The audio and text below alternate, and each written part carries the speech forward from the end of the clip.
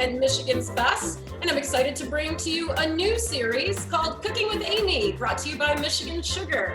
For those of you who don't know, I was a chef for 20 years and I baked a lot of sweet things. And so I'm really excited to bring chefs from around the state and show off some of the things that you can do with Pioneer Sugar. Sometimes it'll be sweet, sometimes it might not be. But today we're gonna do some cocktails. And for those of you who know me, also know that I love to have a great cocktail. And so this is gonna be a really fun segment with a good friend from Midland, who's kind of the king of the Midland restaurant scene, I'm gonna say. Kurt Busard, thank you for joining us on Cooking with Amy. Amy, how are you? Thanks for having us. Yeah, you're telling me the list, Kurt, of restaurants that you own in Midland, and I'm like, holy cow. Yeah, so yeah, Downtown Restaurant Investments, owned by Dave Dittenberg, great restaurateur, privilege for me to work for the gentleman. And so we own Old City Hall in downtown Bay City, Tavern 101, American Kitchen, Molasses Barbecue, Smoke Shop and Bar in downtown Midland. We're also partnering with Pizza Sam's here in downtown Midland, and we're just continuing to grow, right? We recently got a food truck throughout the pandemic, so we've been having some fun with putting barbecue on the road as well, and just having a good time. That's fantastic. Well, right now you're at Molasses Smokehouse, and Kurt, you were telling me that you guys are really known for your cocktails there, and we're going to try to make two of them today. One's a very traditional one, and one is a little bit of your own twist on a classic cocktail, right? Yep, correct. So so I got a couple here. We're gonna do just a traditional old fashioned. Molasses has a ton of bourbon, so we have a nice extensive bourbon list. So it's something we make frequently here. And then the second one is actually something we've kind of taken on our own twist with this restaurant. And we've created a beautiful Moscow Mule list. And so one of them today is going to be the Southern Peach Mule.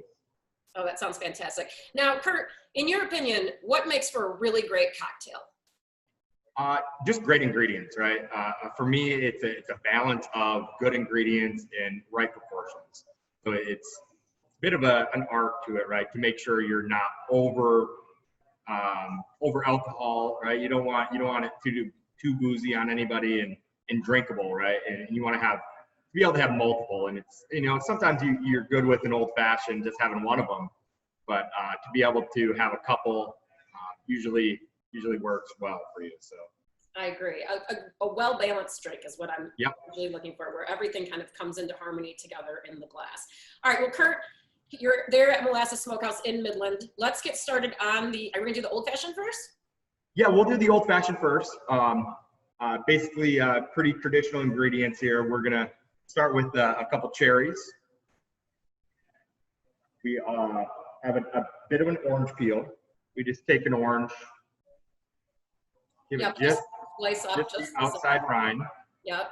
Now I love using orange peel in drinks because it brings such a different flavor than the juice does.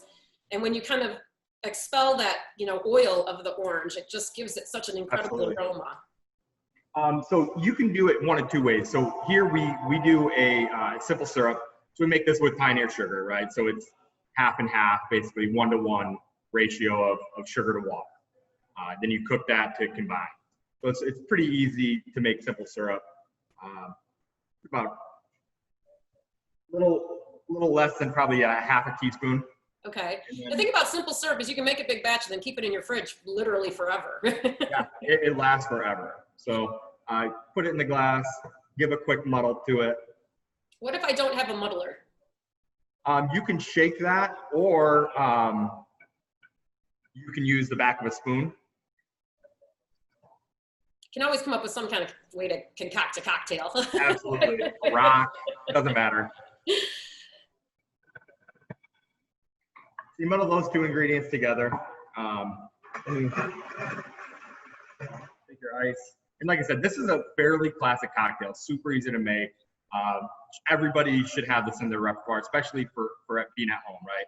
Something that you can have some guests over. You don't need a ton of ingredients for it.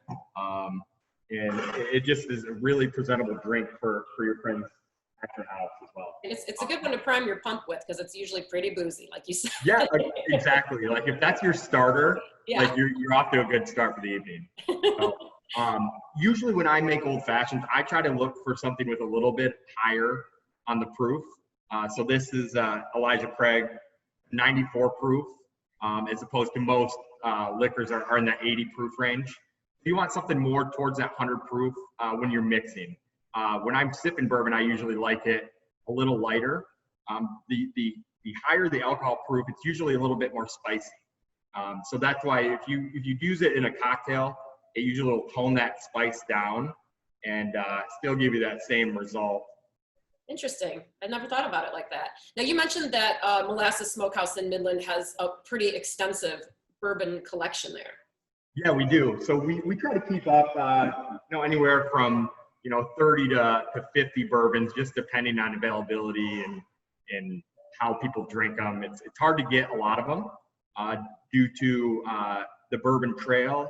Things become available on an allocation basis. So it's like you have to spend a lot or drink a lot of bourbon, I guess, to get the other bourbons, we should say, right? So, some things are available all the time, some of them aren't, and we get those, basically a gentleman will come in and say, hey, good job, you are now able to get this, this, and this, and so we try to pick those up whenever we can.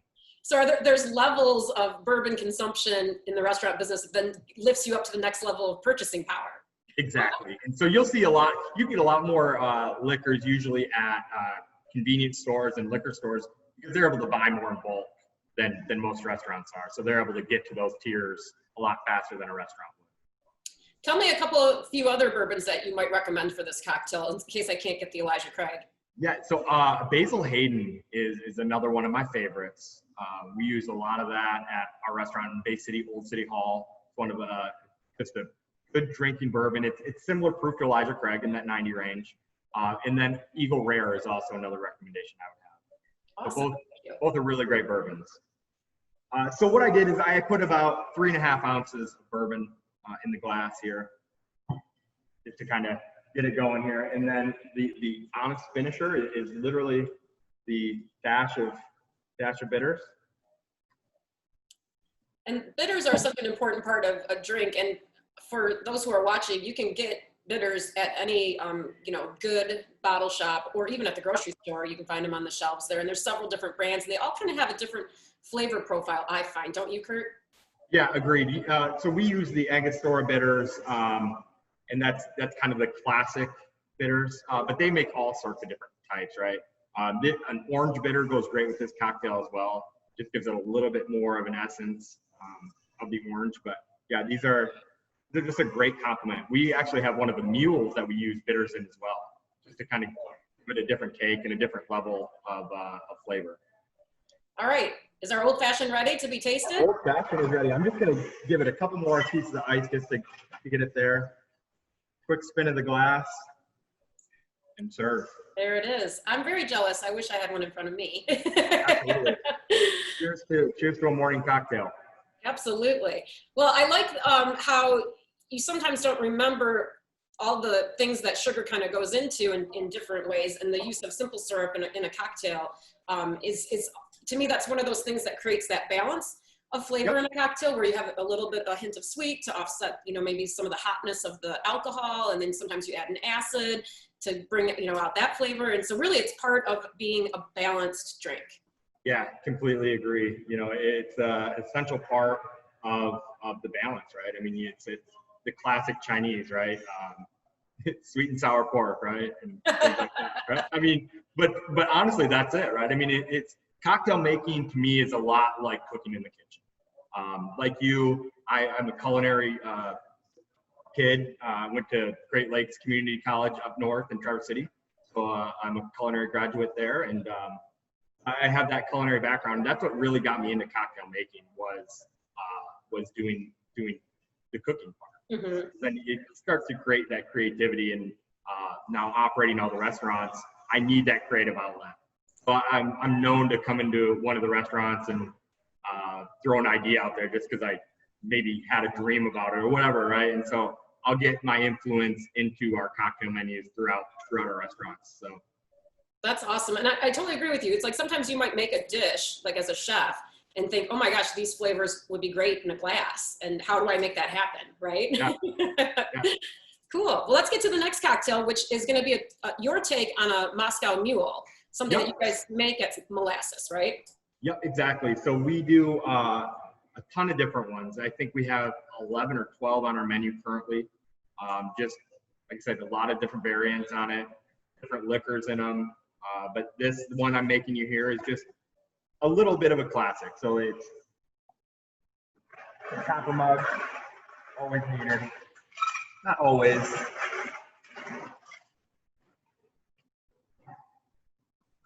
And this one's rather quick and easy as well, and something also that's easily made at home. We use Tito's, just our kind of house pour.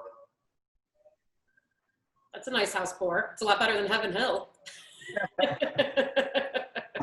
So we follow that up with our peach syrup we make in-house here. So we actually take fresh cut peaches, pioneer sugar, and we cook that over the stove.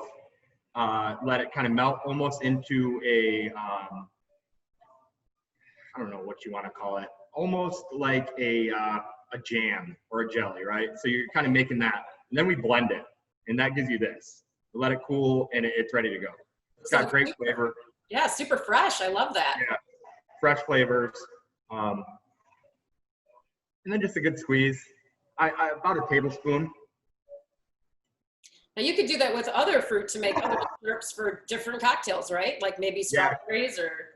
You could do anything, and that is one of our other drinks. It's probably our #1 seller here is our strawberry mule. Same process, right? I mean, we're basically making strawberry jam. We puree it and then add it to the drink, and it sells like crazy. And especially now that Michigan's allowing us to do to-go cocktails, we're making these to-go cocktails, and people love them. So especially that strawberry mule.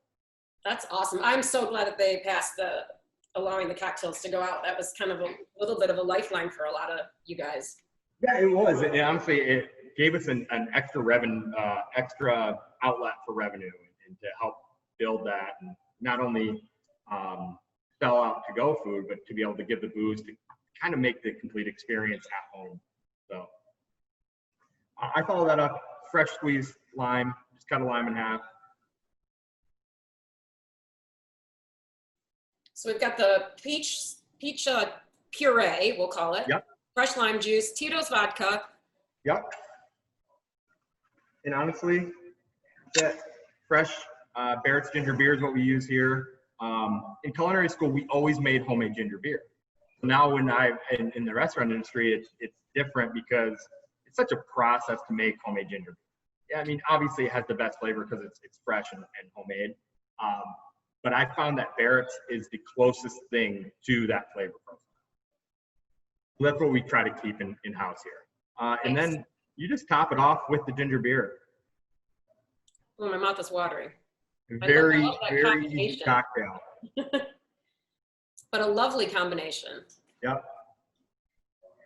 We garnish that with a couple of the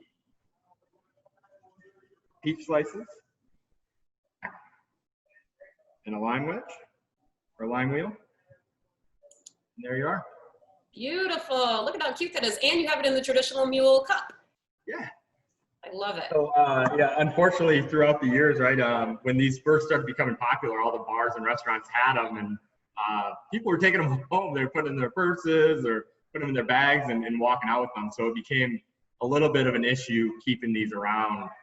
But over time, it's kind of toned down a little bit on that. That's good, because I've been to places that they make you put a deposit down on the glass, and then you get it back when you're ready to go. I'm like, what? Yeah, and that's why, right? And in a lot of places, they'll not only deposit, but they'll take an ID or something along those lines to ensure that you give their mug back. So it's interesting. Hilarious. Well, thank you for sharing those two cocktails with us, made with Pioneer Sugar, the classic old-fashioned, and your take on the Moscow Mule, a Southern Peach Mule. They both look delicious, and I'm sure they taste even better. And if you're out there and you want to give those a try, you want to head to Molasses Smokehouse in Midland. Now, Kurt, can you tell us how to get more information about all the restaurants that you guys are running in the Midland area? Yeah, so you can find more information on all of our restaurants at drimichigan.com. That's Dave, Downtown Restaurant Investments. at michigan.com, and all of it's listed there, all of our restaurant brands and links to each individual restaurant website. That's awesome. Well, it sounds like a trip to Midland might be in order. Check out Molasses Smokehouse, Tavern 101, Old City Hall, American Kitchen, your new partnership with Pizza Sam's, or check out the new food truck, which is called Molasses on the Road. Kurt Busard, thank you so much for sharing these great recipes using Pioneer Sugar. Absolutely, Amy. I appreciate you having me. All right, well, if you want to get more information about our new series called Cooking with Amy, brought to you by Michigan Sugar, you want to head to mlive.com.